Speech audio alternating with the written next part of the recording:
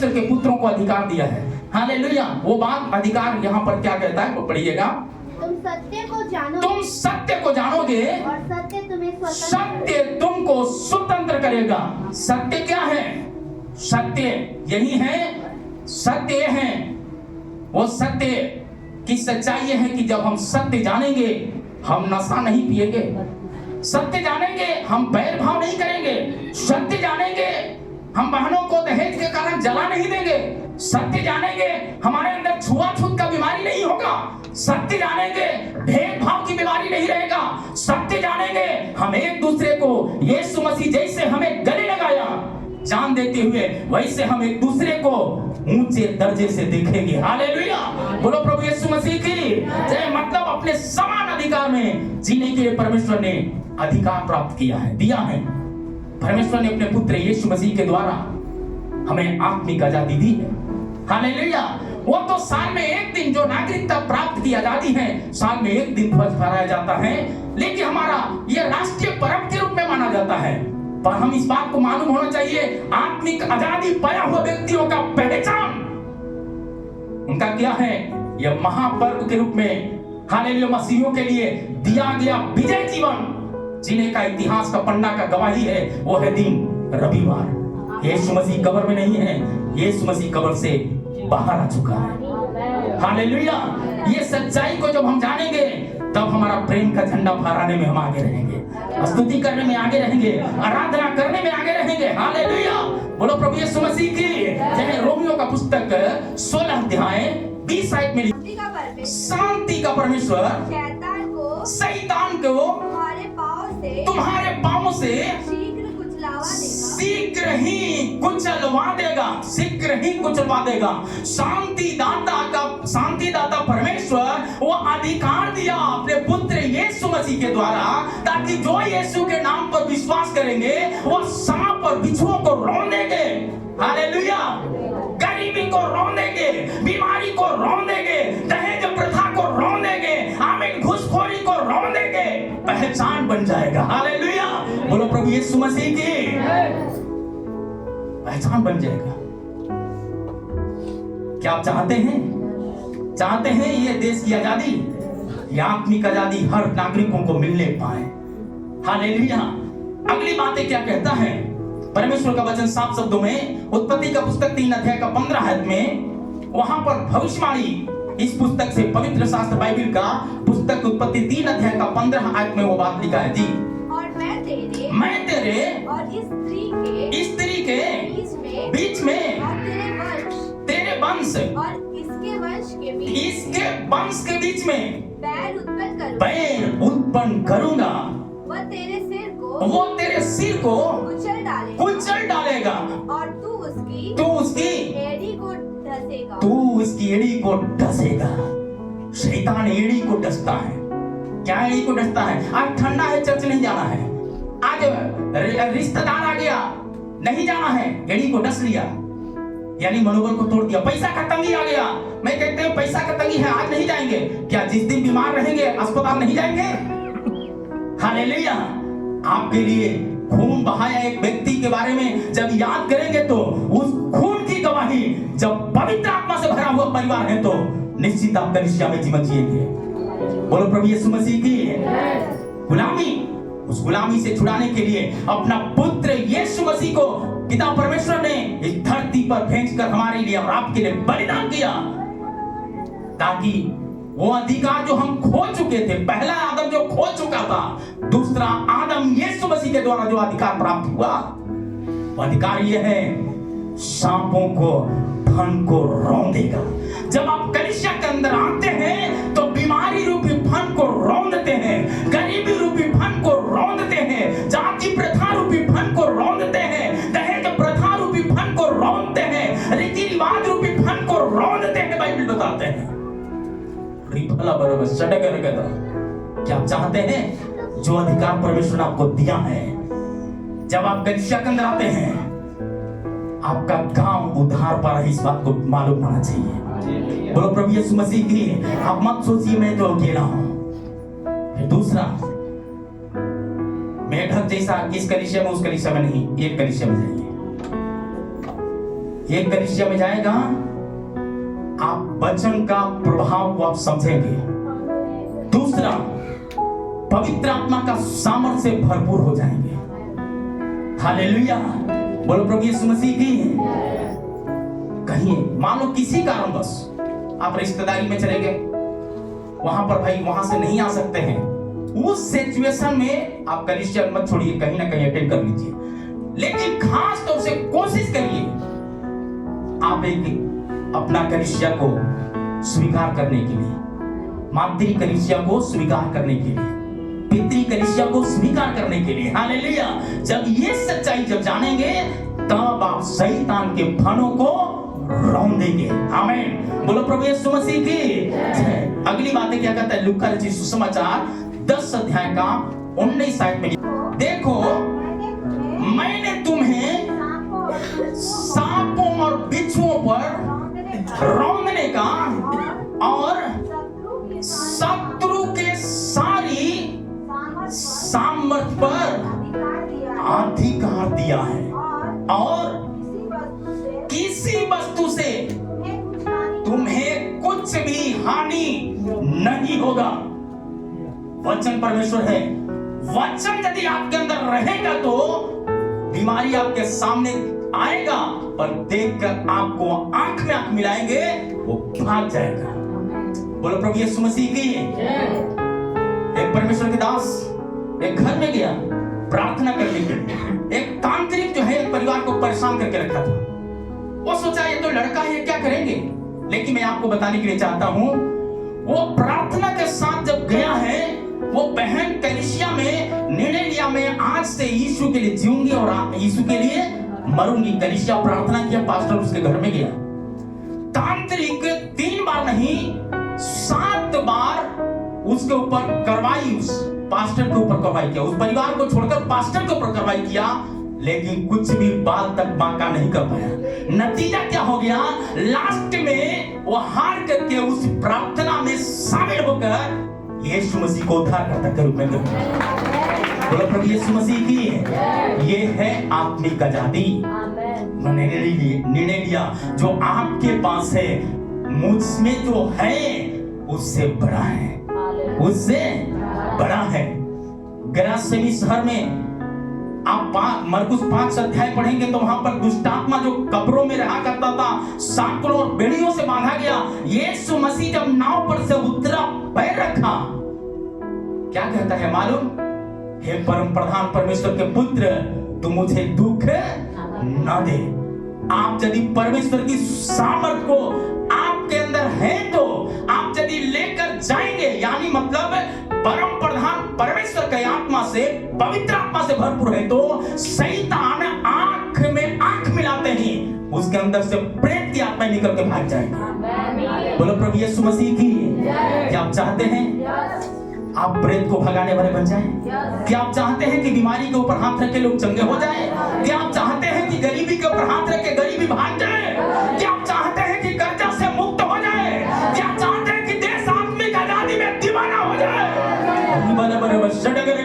यदि यह आजादी चाहिए तो पवित्र आत्मा का दुगना अभिषेक से कलीसिया के हर परिवार भरने की जरूरत है। ये कब हो जाए, जब एक मन होकर प्रार्थना करेंगे। अन्य भाषा में वरदान दिया है तो आप प्रार्थना करने में दूसरा को मत देखिए, अन्य भाषा में प्रार्थना करिए। यदि भविष्यवाणी बोलने का वरदान है तो आप भविष्यवाणी बोलने में लगे रहिए। हालेलुया, बोलो प्रभु यीशु मसीह की। क्या चाहते हैं शैतान के सारे शत्रुओं पर अधिकार किसको है? जो यीशु मसीह को ग्रहण कर लिया। यूहन्ना 1:12 में लिखा है, जितनों ने उसे ग्रहण किया। ऐसा नहीं लिखा ईसाइयों ने ग्रहण किया, लिखा है जितनों ने उसे ग्रहण किया। मतलब कोई भी जाति से हो, कोई भी धर्म के लोग क्यों ना हो, कोई भी प्रथा के मानने वाले क्यों ना हो। आमीन। चाहे गोरा हो, काला हो, लंगड़ा हो, लूला हो, अंधा हो, काला हो, अनपढ़ हो, पढ़ा लिखा हो, आमीन, सबके लिए एक अधिकार है, वो है यीशु नाम का अधिकार। वो सांप और बिच्छुओं को रौंद देंगे यीशु नाम में। क्या हम चाहते हैं वो अधिकार हम प्राप्त कर लें? चाहते हैं? यदि चाहते हैं तो यरूशलेम को नहीं छोड़ना, यरूशलेम को नहीं छोड़ना। यरूशलेम को नहीं छोड़ना। हालेलुया। ये पावर कब मिल जाएगा? जकरिया का पुस्तक 10 अध्याय का 5 आयत में लिखा है, जैसे वीरों के समान होंगे लड़ाइयों में अपने बैरियों को सड़कों के कीच के समान रौंदते हुए लड़ेंगे। हालेलुया। आमीन। शैतान के सामने क्या किया? यीशु मसीह खड़ा हुआ, तुरंत क्या हो गया? शैतान कहता है, हे परम प्रधान परमेश्वर का पुत्र, तुझे मुझसे क्या काम? तुझे मुझसे क्या काम? आप सोचिए कितना बड़ा सामर्थ्य की बात परमेश्वर ने बता रहा है। वो सामर्थ्य यदि आपको चाहिए, आप परमेश्वर में आगे की ओर बढ़ना है, आगे की ओर बढ़ना है। अगली बात है कुरिन्थियों का पुस्तक 16 अध्याय 2 है। सप्ताह के पहले दिन तुम में से हर एक जन अपने आमदनी के अनुसार कुछ अपने पास से रख छोड़ो। हालेलुया। जो समय होगा, पैसा होगा, आमीन, वचन होगा, आपको पढ़ने का वचन का ज्ञान है, वचन सुनाने का ज्ञान है, वो सामर्थ्य जो प्रभु ने आपको दिया है उसको रख छोड़ना। हालेलुया। सप्ताह के पहले दिन यदि आप इसे रख छोड़ा है तो शत्रु के सारी सेनाओं पर अधिकार दिया है परमेश्वर ने रौंदने का। बोलो प्रभु यीशु मसीह की। बर्तिमाई अंधा भिखारी ने सब रख छोड़ा यीशु के चरणों में। यीशु को नंगी आंखों से देखा है। 18 साल की कुबड़ी जब यीशु के सामने रख छोड़ा तब कुबड़ापन से छूट गई है। बोलो प्रभु यीशु मसीह की। पतरस की सास जब अपने आप को रख छोड़ा यीशु की सेवा के लिए, तब उन्होंने क्या किया? लाखों करोड़ों बस्तियों से बुलाया लोगों को और दुष्ट आत्माओं से छुटकारा लोग पाया है, बीमारी से छुटकारा पाया है। बाइबल बताते हैं वो अधिकार हमें और आपको परमेश्वर ने दिया है। क्या हम देने के लिए तैयार हैं? हालेलुया। मलाकी 4 अध्याय का 3 आयत में लिखा है, तुम दुष्टों को लताड़ डालोगे। तब तुम दुष्टों को क्या करोगे? लताड़ डालोगे। अर्थात मेरे उस ठहराए हुए दिन में वे तुम्हारे पाँवों के नीचे राख बन जाएंगे। गरीबी आपका क्या हो जाएगा? राख बन जाएगा। बीमारी आपका क्या हो जाएगा? राख बन जाएगा। जब हर संडे चर्च आएंगे तो शैतान का काम क्या हो जाएगा? राख बन जाएगा। आपका परिवार नशाखोरी वाला परिवार होगा, नशा क्या हो जाएगा आपका परिवार से? राख बन जाएगा। मतलब छुटकारा पाएगा, आजादी पाएगा। क्या आप चाहते हैं? चाहते हैं? ये आजादी चाहते हैं? तो संडे चर्च आना है कि नहीं? बिल्कुल। हालेलुया। बोलो प्रभु यीशु मसीह की। सुबह शाम घर में प्रार्थना करना है कि नहीं? करना है। आजादी पा गया तो आपका घर में शाम में आवाज आना चाहिए, ताली बजा करके प्रभु का धन्यवाद करूंगा, उसकी संगति में सदा रहूंगा। यह आवाज आना चाहिए। सुबह में भी आवाज आना चाहिए। यह है आत्मिक आजादी। तब शैतान के कामों को, गरीबी को आपके पैरों से परमेश्वर रौंदवा देगा। आपकी छोटी कमाई से आपके परिवारों का पालन पोषण अच्छे तरीका से परमेश्वर कर देगा। बोलो प्रभु यीशु मसीह की। यशायाह 25 अध्याय 8 है। मृत्यु का सदा के लिए नाश करेगा। जब आप परमेश्वर का आज्ञा मानने में आप आगे हैं तो आप ये जान लीजिए आपका सारे शत्रुओं को रौंदने के लिए भी परमेश्वर काफी है। आपके ही द्वारा जो डराने वाली जो शक्तियां हैं उसको क्या करेगा? खत्म कर देगा। उसको क्या करेगा? खत्म कर देगा। आमीन। अगली बात है क्या कहता है? और प्रभु यहोवा सबों के मुख पर से आंसू पोंछ डालेगा। आंसू को क्या करेगा? आंसू को क्या करेगा?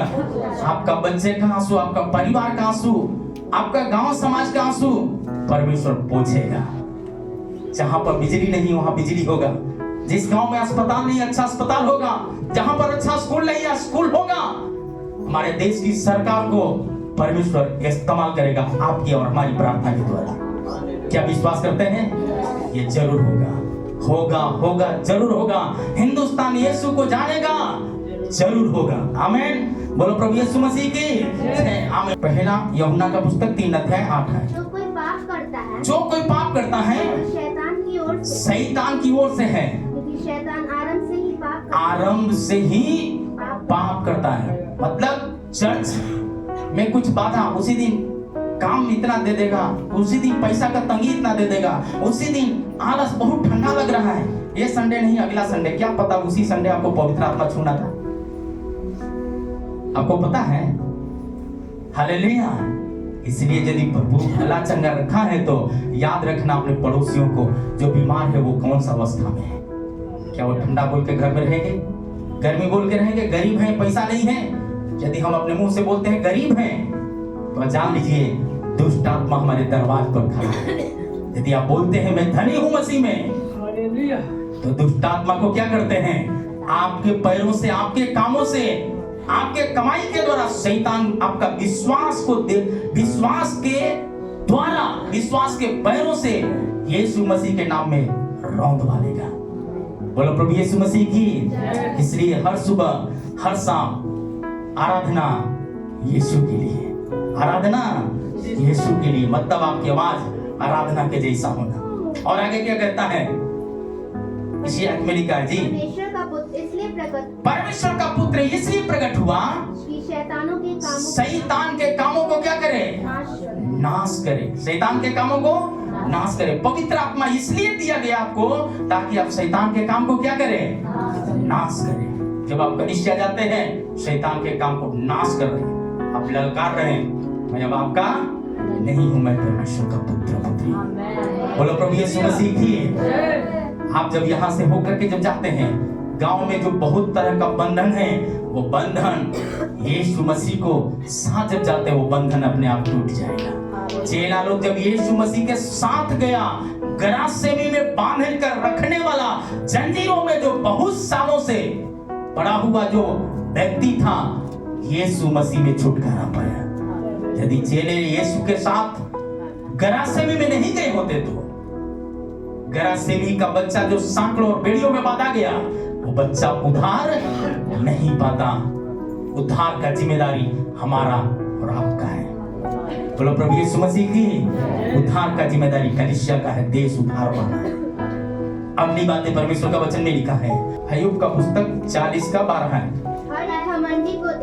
हर घमंडी को देखकर झुका दे और दुष्ट लोगों को जहाँ खड़े हो वहां से गिरा दे। हालेलुया। वो पावर पवित्र आत्मा आपको दिया है। हालेलुया।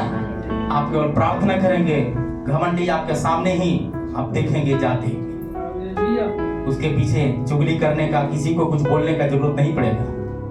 परमेश्वर के कई एक दासों को पकड़ के मारने की कोशिश किया, मारने वाला व्यक्ति उसी हथियार से मार दिए गए। ऐसे बहुत परमेश्वर के दासों की गवाही है। हालेलुया। सद्रक में से अबेदनगो को बांध करके किससे?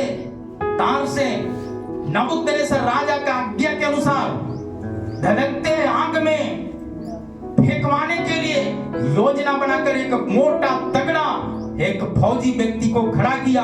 फेंकने वाला व्यक्ति पहले जल करके मर चुका, लेकिन ये तीनों के साथ चौथा पुरुष परमेश्वर का पुत्र था, जो इनका बाल तक बांका नहीं हुआ। कुछ समय तक हमारा विश्वास मसीह में ये गवाही वचन के साथ यदि बना रहे तो आपका बाल तक भी बांका नहीं होगा। परीक्षा आता है तो रिजल्ट भी आता है, परीक्षा नहीं तो रिजल्ट नहीं। हम लोग एक साल प्रार्थना किया, हमारे चर्च के लिए एक अच्छा जमीन होना है, रिजल्ट क्या मिला? मिलने वाला आशीष भी उसमें से किसी न किसी कारण बस शैतान क्या किया? रोक दिया। लेकिन हम समझते हैं रिजल्ट मेरे सामने होने वाला है।